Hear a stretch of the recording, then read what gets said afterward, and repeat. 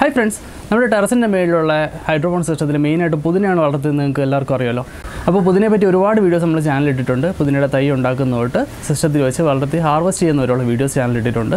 അപ്പോൾ ഈ പുതിനയുടെ വീഡിയോസ് ഒക്കെ കണ്ടിട്ട് ഒരുപാട് പേര് എൻ്റെ അടുത്ത് ചോദിച്ചാണ് അവർ മണ്ണിൽ വയ്ക്കുന്ന സമയത്ത് ഇത്രയും ഹെൽത്തി ആയിട്ട് വരുന്നില്ല, അത് ഭയങ്കര എലോങ്ങേറ്റഡ് ആയിട്ട് പോകുന്നു, കുറച്ച് ദിവസം കഴിയുമ്പോഴേക്കും ഇലകളുടെ സൈസൊക്കെ ചെറുതാവുന്നു, ഡെഡായി പോകുന്നു എന്നൊക്കെ. ഹൈഡ്രോപോണിക്സിൽ മാത്രമല്ല മണ്ണിലും വളരെ നന്നായിട്ട് വളരുന്ന ഒരു ചെടി തന്നെയാണ് പുതിന. നമുക്ക് മാർക്കറ്റിൽ നിന്ന് കിട്ടുന്ന പുതിനയിൽ ഭൂരിഭാഗവും മണ്ണിൽ തന്നെ കൃഷി ചെയ്തെടുക്കുന്നതാണ്. ഹൈഡ്രോപോണിക് പുതിനകൾ വളരെ കുറച്ചേ കിട്ടുകയുള്ളൂ.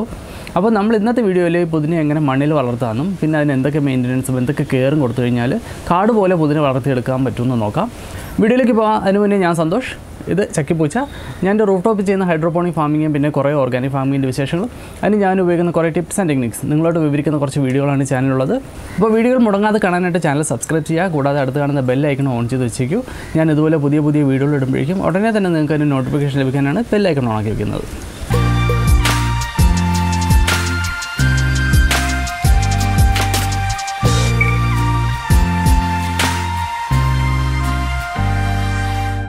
അപ്പോൾ ഫ്രണ്ട്സ്, നമ്മളിന്ന് പുതിന നടാൻ പോകുന്നത് ഈ ഒരു പോട്ടാണ്. ഇതൊരു ഹാങ്ങിങ് പോട്ടാണ്. നമ്മുടെ കിച്ചൻ്റെ സൈഡിൽ എവിടെയെങ്കിലും ഇതിനൊന്ന് തൂക്കിയിടാൻ പറ്റും. നമുക്ക് ഈസി ആയിട്ട് കുറച്ച് പുതിനയിലെ ഇലയും തണ്ടൊക്കെ ഇളക്കിയെടുക്കാൻ പറ്റുന്ന രീതിയിൽ തൂക്കിയിടാൻ പറ്റുന്ന രീതിയിലാണ് നമ്മൾ ഈ ഹാങ്ങിങ് പോട്ട് എടുത്തിരിക്കുന്നത്.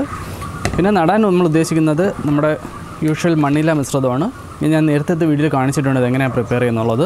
ഇതിനകത്ത് 2 പാർട്ട് ചകിരിച്ചോറ്, 2 പാർട്ട് കമ്പോസ്റ്റ് അല്ലെങ്കിൽ ചാണകപ്പൊടിയുടെയൊക്കെ മിക്സ്, പിന്നെ 1 പാർട്ട് പെർലൈറ്റ്, പിന്നെ കുറച്ച് പിണ്ണാക്കും എല്ലുപൊടി അങ്ങനെ എല്ലാം കൂടെ ചേർത്തിട്ടുള്ളൊരു മിക്സാണ്.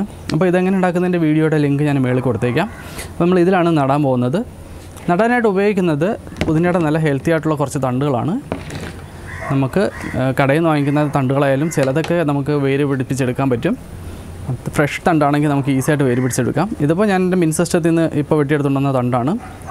ഇത് നോക്കിക്കഴിഞ്ഞാൽ നല്ല നീളമുള്ള ഒരു വള്ളി പോലത്തെ ഒരു തണ്ടാണ്. സാധാരണ പുതിന നട്ട് വളർത്തി ഒരുപാട് വലുതാവുമ്പോഴേക്കും ഇങ്ങനെയുള്ള ലീവ്സൊക്കെ ഉണ്ടായതിന് ശേഷം ഇതുപോലെ നീളമുള്ള ചില തണ്ടുകൾ വന്ന് തുടങ്ങാറുണ്ട്. അപ്പോൾ അതിൻ്റെ ഇലകളൊക്കെ ചെറുതായിരിക്കും, പക്ഷേ ഒരുപാട് നോട്ട്സ് വന്നിട്ട് ഇഷ്ടംപോലെ ചെറിയ ചെടികൾ വരുന്ന ഒരു നീളമുള്ള വള്ളിയാണ്. അപ്പോൾ ഇതിനകത്ത് നോക്കിക്കഴിഞ്ഞാൽ ഇവിടെയൊക്കെ വേരുകളുണ്ട്. അപ്പോൾ ഇതിനൊക്കെ കട്ട് ചെയ്ത് നമുക്ക് നടാൻ ഉപയോഗിക്കാം. അപ്പോൾ ഇതിരിക്കട്ടെ. അല്ലെങ്കിൽ നമുക്ക് പുതിനയുടെ തന്നെ ഹെൽത്തി ആയിട്ടുള്ള ഫ്രഷ് ആയിട്ടുള്ള എൻഡിൽ വരുന്ന തണ്ട് വെട്ടിയെടുക്കാം. ഇതിനെ നമുക്ക് 1-2 ട്രിമ്മിങ്ങൊക്കെ നടത്തിയിട്ട് നടാൻ പറ്റും. ഞാൻ കാണിച്ചു തരാം. അങ്ങനെയുള്ള കുറച്ച് തണ്ടുകൾ എടുത്തിട്ടുണ്ട്. വാടിപ്പോതിരിക്കാനാണ് വെള്ളത്തിലിട്ടേക്കുന്നത്. അല്ലെങ്കിൽ നമുക്ക് നഴ്സറിയിൽ നിന്ന് ഇതുപോലെ വാങ്ങിക്കാൻ കിട്ടുന്ന പുതിനയുടെ റെഡിമെയ്ഡ് ആയിട്ടുള്ള തൈകൾ കിട്ടും, ഇതായാലും മതി. അതും അല്ലെങ്കിൽ നമ്മൾ പുതിനയുടെ തണ്ടുകൾ കുറച്ച് ദിവസം ഇതുപോലെ വെള്ളത്തിൽ ഇട്ട് കഴിഞ്ഞാൽ അതിൽ വേരൊക്കെ പിടിച്ച് തൈകളായിട്ടുണ്ടാവും. അപ്പോൾ ഇതിനെപ്പറ്റി ഒരു വീഡിയോ നേരത്തെ ചാനലിൽ ഇട്ടിട്ടുണ്ട്, അതിൻ്റെ ലിങ്ക് ഞാൻ കൊടുത്തേക്കാം. അപ്പോൾ ഇതിൽ ഏത് രീതിയിൽ നമുക്ക് ഉപയോഗിക്കാം. അപ്പോൾ ഇത്രയേ ഉള്ളൂ. പുതിനയുടെ തണ്ട് സെലക്ട് ചെയ്യുമ്പോഴേക്കും ഏറ്റവും ഹെൽത്തി ആയിട്ടുള്ള മാത്രം എടുക്കാൻ നോക്കുക. പിന്നെ തണ്ട് കുറച്ച് കട്ടിയുള്ളത് എടുക്കാൻ നോക്കണം. അധികം സെലക്റ്റീവായിട്ടൊന്നും പുതിനയുടെ തണ്ടുകൾ നോക്കാൻ നിൽക്കേണ്ട. ഏകദേശമുള്ള എല്ലാ തണ്ടുകളും കിളിർക്കും. നമ്മൾ ഷോപ്പിൽ നിന്ന് വാങ്ങിക്കുകയാണെങ്കിൽ അത് ഫ്രഷ് ആണെങ്കിൽ കിളിർക്കും. 1-2 ദിവസം മുന്നേ എടുത്തതോ അല്ലെങ്കിൽ കോൾഡ് സ്റ്റോറേജിലൊക്കെ വെച്ചിട്ട് വരുന്ന തണ്ടുകളാണെങ്കിൽ മാത്രമേ കിളിർക്കാതിരിക്കത്തുള്ളൂ. അങ്ങനെ വരുമ്പോൾ മാത്രം നിങ്ങൾ അടുത്തുള്ള ഫ്രണ്ട്സിൻ്റെ അടുത്തുനിന്നോ അല്ലെങ്കിൽ നഴ്സറിയിൽ നിന്നോ തൈകൾ വാങ്ങിച്ചാൽ മതി. നമ്മളടുത്ത് ചെയ്യാൻ പോകുന്നത് നമ്മുടെ പോട്ടിലേക്ക് മിക്സർ നിറച്ചിട്ട് ഇതിനെ നടുന്ന പരിപാടി മാത്രമേ ഉള്ളൂ. പക്ഷേ നമ്മളെല്ലാവരും ചെയ്യുന്ന ഇതേ ടെക്നിക്ക് തന്നെയായിരിക്കും. പക്ഷേ എനിക്ക് വരുന്ന കംപ്ലയിൻസ് എന്ന് പറഞ്ഞാൽ ഈ പുതിനയുടെ തൈകൾ കുറേ ദിവസം നിന്നതിന് ശേഷം അതിൻ്റെ ഹെൽത്തൊക്കെ പോയി ശോഷിച്ച് നാശമായി പോകുന്നതാണ്. അപ്പോൾ അതിനെന്താ ചെയ്യുന്നതെന്നുള്ളതിൻ്റെ ടിപ്സ് ഞാൻ ലാസ്റ്റ് പറഞ്ഞുതരാം. നമുക്കിപ്പോൾ ഇതിനകത്ത് മണ്ണ് നിറച്ച് ഈ പുതിനയൊക്കെ നടുന്നത് എങ്ങനെയാണെന്ന് കാണിച്ചു തരാം. വേറൊന്നുമില്ല, നമ്മൾ ഇതിനകത്തേക്ക് പോട്ടി മിക്സർ നിറയ്ക്കുന്നു. ഇതിനകത്ത് വെള്ള കളറിൽ കാണുന്ന തരികളാണ് പെർലൈറ്റ് ശരിക്കും നമ്മുടെ പോട്ടി മിക്സിനകത്ത് വായു സഞ്ചാരം കൂട്ടാൻ വേണ്ടിയിട്ടാണ് ഉപയോഗിക്കുന്നത്. അപ്പോൾ അതിനെപ്പറ്റി ഒരു വീഡിയോ നേരത്തെ ചാനലിട്ടുണ്ട്, അതിൻ്റെ ലിങ്ക് ഞാൻ ഡിസ്ക്രിപ്ഷനിൽ കൊടുത്തേക്കാം, കണ്ടു നോക്കുക. അത് നമ്മുടെ ഹാങ്ങിങ് പോട്ടിൻ്റെ ഏകദേശം ഒരു 90% ഹൈറ്റ് വരെ നമ്മൾ പോട്ട് മിക്സർ നിറച്ചു. ബാക്കിയുള്ള സ്പേസ് അവിടെ കിടക്കട്ടെ. നമുക്ക് വെള്ളം ഒഴിക്കാനും പിന്നീട് വളമിട്ട് കൊടുക്കാനൊക്കെ ആ സ്പേസ് യൂസ് ചെയ്യാം. പോട്ട് മിക്സർ നിറയ്ക്കുമ്പോൾ ഒരിക്കലും അമർത്തി നിറയ്ക്കരുത്, അതിനകത്തുള്ള എയർ പോക്കറ്റ്സൊക്കെ പോവും. പിന്നെ നമ്മുടെ പോട്ട് മിക്സർ കട്ടയായിപ്പോയി കഴിഞ്ഞാൽ ചെടിയുടെ വേര് നന്നായിട്ട് ഓടത്തില്ല. ഇത്രയും മതി. നമ്മുടെ പോട്ട് മിക്സർ ഈ പോട്ടിൻ്റെ ഏകദേശം 90% ലെവൽ വരെ നിറച്ചിട്ടുണ്ട്. ഇനി നമുക്ക് പുതിനയുടെ തണ്ടുകൾ എങ്ങനെ നടുന്നതെന്ന് നോക്കാം. അപ്പോൾ നമ്മൾ ഇതുപോലെ ഒരു പുതിനയുടെ തണ്ട് കിട്ടുകയാണെങ്കിൽ ഇതിൻ്റെ താഴെ ഭാഗത്തുള്ള കുറേ ഇലയും ഈ ചെറിയ തണ്ടൊക്കെ വെട്ടിക്കളയണം.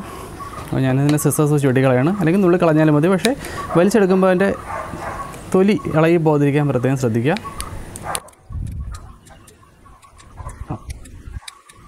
അപ്പോൾ താഴെ നിന്നുള്ള കുറേ ഇലകളൊക്കെ വെട്ടിക്കളഞ്ഞതിന് ശേഷം ഇങ്ങനത്തെ ഒരു തണ്ടാണ് നമുക്ക് കിട്ടിയത്. നമുക്കിതിനെ നേരെ ഇതിനകത്തോട്ട് നട്ടാൽ മതി. ഒരു സൈഡിലായിട്ട് നടാം. നമുക്ക് ഈ ഒരു വലിയ പോട്ടിനകത്ത് ഒരു 4-5 തൈകൾ നടാം. അപ്പോൾ നമുക്കിത് നല്ല ലഷായിട്ട് കിട്ടും കുറച്ച് ദിവസം കഴിയുമ്പോഴേക്കും.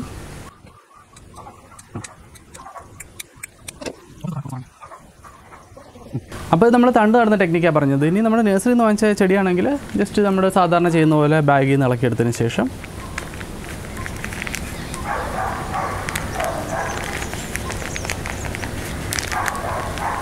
ഇതുണ്ടല്ലോ നല്ലവണ്ണം വേരൊക്കെ പിടിച്ചിരിക്കുകയാണ്.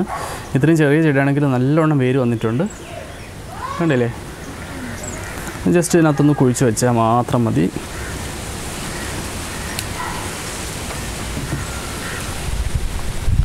ഇതും അല്ലെങ്കിൽ നമ്മൾ വെള്ളത്തിലിട്ട് നേരത്തെ വേര് പിടിപ്പിച്ചൊരു ചെടിയുണ്ടല്ലോ, അതും ഇതുപോലെ ഒരു ചെറിയ കുഴി ഉണ്ടാക്കിയിട്ട് വേരൊന്നും പൊട്ടാതെ ഇതിനകത്തോട്ട് ഇറക്കി വെച്ചിട്ട് മണ്ണ് നിറച്ചാൽ മതി.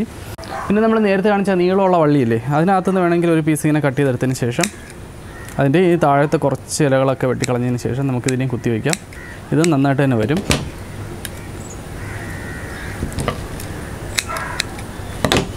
അപ്പോൾ ഇതിനകത്ത് ഏകദേശം നമ്മളൊരു 5 ചെടി നട്ട് വെച്ചിട്ടുണ്ട്. ഇത്രയും മതി.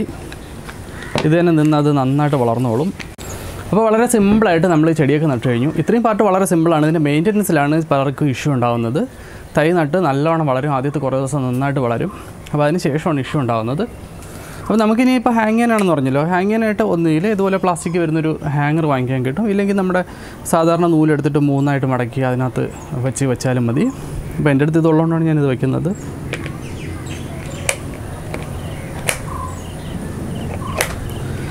അപ്പോൾ നമ്മുടെ ഹാങ്ങിങ് പോട്ടിൽ പുതിന നട്ട് റെഡിയാക്കി വെച്ചിട്ടുണ്ട്. നമുക്കിതിനെ പ്രോപ്പറായിട്ട് അത്യാവശ്യം ഷെയ്ഡ് ഉള്ളിടത്ത് ആദ്യം വയ്ക്കാം. നല്ല സൂര്യപ്രകാശത്തിൽ ഇപ്പോഴേ കൊണ്ട് വയ്ക്കേണ്ട. ഒരാഴ്ച കഴിഞ്ഞ് വേരൊക്കെ ഒന്ന് സെറ്റായതിന് ശേഷം കുറച്ച് ബ്രൈറ്റായിട്ടുള്ള ലൈറ്റിലോട്ട് കൊണ്ടുവച്ചാൽ മതി.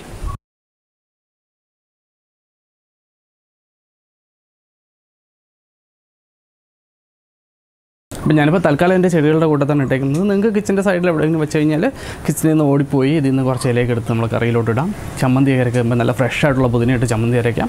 ഇനി ഇതിൻ്റെ കെയർ എങ്ങനെയാണെന്ന് വെച്ചാൽ ഇടയ്ക്കിടയ്ക്ക് ഇതിന് വളപ്രയോഗം കൊടുക്കണം. മെയിനായിട്ട് ഇതിനകത്ത് നൈട്രജൻ റിച്ച് ആയിട്ടുള്ള വളമാണ് കൊടുക്കേണ്ടത്. അതിന് ചെയ്യാൻ പറ്റുന്നത് ഒന്നുകിൽ കടലപ്പിണ്ണാക്ക് വെള്ളത്തിയിട്ട് കുതിർത്തതിന് ശേഷം അതിൻ്റെ തെളി ഒഴിച്ചു കൊടുക്കാം, ഇല്ലെങ്കിൽ നൈട്രജൻ റിച്ച് ആയിട്ടുള്ള കെമിക്കൽ ഫെർട്ടിലൈസേഴ്സ് വേണമെങ്കിൽ ഇട്ട് കൊടുക്കാം. കമ്പോസ്റ്റും ചാണകപ്പൊടിയൊക്കെ ഇട്ട് കൊടുക്കാം. പിന്നെ അത്യാവശ്യം നല്ല രീതിയിൽ നനയ്ക്കണം. ചെടിക്ക് ക്ഷീണം തോന്നുന്ന സമയത്ത് തന്നെ ഇതിന് വെള്ളം നനയ്ക്കണം. ഒന്നുകിൽ കപ്പിൽ കോരി ഒഴിക്കുക, അല്ലെങ്കിൽ നമുക്ക് സ്പ്രേയറിൽ വെച്ചിട്ട് സ്പ്രേ ചെയ്ത് കൊടുക്കാം. പിന്നെ ഇതിനകത്ത് ഉണ്ടാകാൻ ചാൻസ് ഉള്ള കീടമെന്ന് വെച്ചാൽ പുഴുവാണ്. പുഴു വരുമ്പോഴേക്കും നമുക്കിപ്പോൾ 1-2 ഹാങ്ങിങ് പോട്ടാണെങ്കിൽ പുഴു വരുമ്പോൾ നമുക്ക് അറിയാൻ പറ്റും. ഈ താഴെ തേയിലപ്പൊടി പോലെ ചെറിയ ചെറിയ ബ്ലാക്ക് കളറിൽ ഇതിൻ്റെ കാട്ടം കാണുമ്പോഴേക്കും നമുക്ക് മനസ്സിലാക്കാം ചെടിയിൽ പുഴുവുണ്ടെന്ന്. അപ്പോൾ അത് രാവിലെയോ വൈകുന്നേരം ഒന്ന് നോക്കിക്കഴിഞ്ഞാൽ ഇവ കാണാൻ പറ്റും. കാണുന്ന വഴിക്ക് എടുത്ത് തട്ടിക്കളയാൽ മതി.